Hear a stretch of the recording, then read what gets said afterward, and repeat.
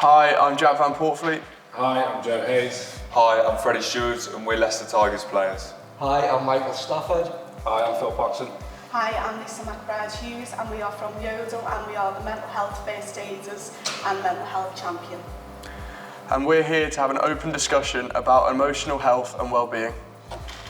So what do you guys think the link is with good mental health and sporting performance? I think there's a very direct link. I think if you have got a good emotional well-being and good understanding of your mental health and if you have good mental health, you're always going into a game or within a game feeling confident and happy with where you're at about yourself. How important do you think emotional health is versus physical health? I'd say it's more important. For me personally, having really a strong kind of mental health going into games and training, just general life is really important for me.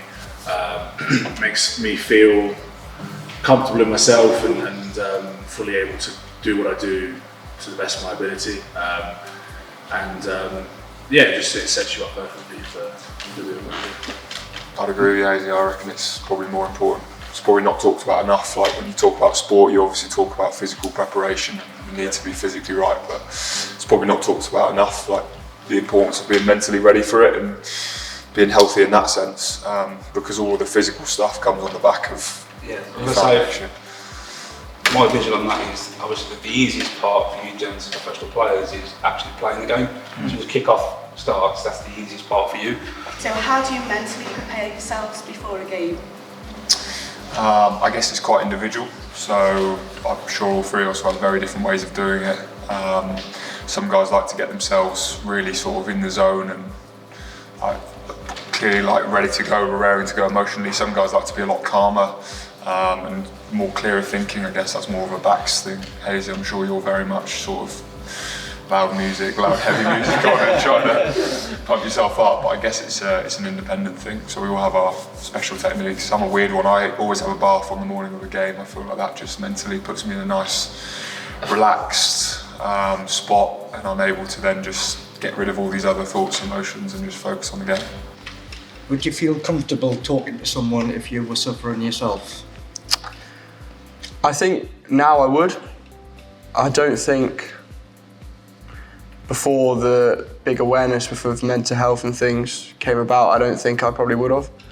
I think you sort of the stereotype of men, and probably in rugby as well, just to bottle things up and get on with it yourself. Yeah, I'd say now I'm in a position to be able to open up about my mental health and how I'm feeling, but yeah, I'd probably say not long ago I probably wouldn't have been able to.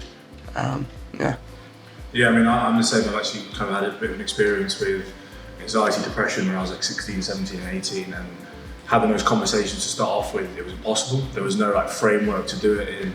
The conversations and trying to get help were actually really difficult. And now that I felt like if I had experienced the same thing now, there's such a better support network for everybody.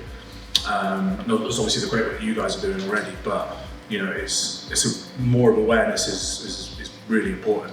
And I think now it's much more accessible for people to be comfortable, and it's acceptable to actually ask for help, which is great. I think it's always been a bit of a stigma in rugby, with the image it's supposed to be a tough macho man sport that players probably aren't as comfortable being as vulnerable as they perhaps need to be. But like Jack says, in recent years, I think the awareness that has started to come through has made it so much easier for guys to be honest and be open with it. And I guess when you've got teammates who you're best mates with as well, and you work every day with, I feel comfortable sharing stuff with Hazy and Jack, guys like that who you learn to trust and work with. So it's a nice environment to be able to share. Okay, have you faced any challenges such as injuries, setbacks in terms of not being selected? How did that affect your performances?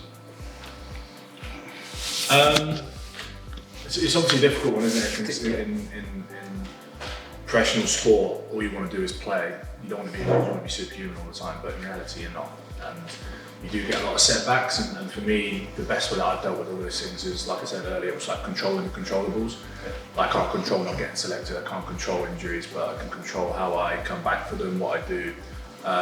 So that's a really big important thing for me. It was what can I actually do for myself that I can control, and that would just be making sure I train, making sure I eat well, making sure I do the right things. What things do you do to support your own health and well-being outside of sport? So a big part of, I guess, rugby is because we're in every day and it becomes quite a bubble. So you spend the same time with the same people over and over again. So you need like a little release or a hobby outside of it to take your mind off it. So I've been at uni the last couple of years, which for me is a nice way of just thinking about something else, distracting from rugby all the time, and being close with people outside of this environment, which I think has been so valuable for me, particularly because it's so easy to get caught up in what we do, because it's so intense all the time. You need to escape from it. So that has been a great way for me to just forget about all this stuff and go away and focus on something else. What do you think the signs are of someone with poor mental health or someone who is suffering? I think, I don't know, I'll be honest, I don't know.